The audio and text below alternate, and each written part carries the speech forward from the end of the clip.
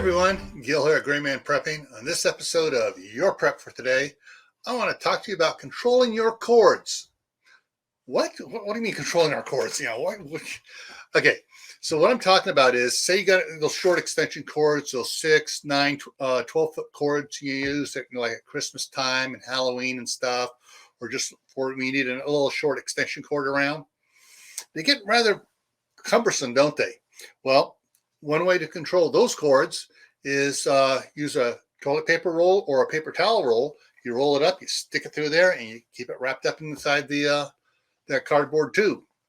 You can also use those cardboard tubes for other types of cords, or should I say cordage.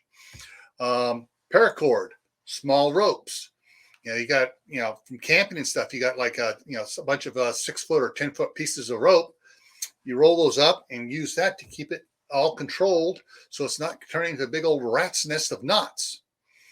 All right, so this is going to be a little short one here, but it's a very ingenious little thing you can do to keep your cordage at home straight and not a big old mess where you get all frustrated trying to untie the cord and who tied all this stuff up like a freaking yeah.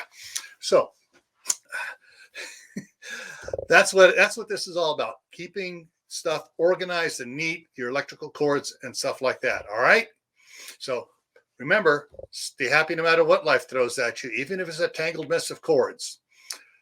Don't go out and do anything foolish. Stay safe. Safety is number one. Keep adding to your preps, especially with food and water, medicine, clothing, anything you need to keep your life healthy, safe, and comfortable in a disaster. Why? Well, simple. You don't want to end up like this.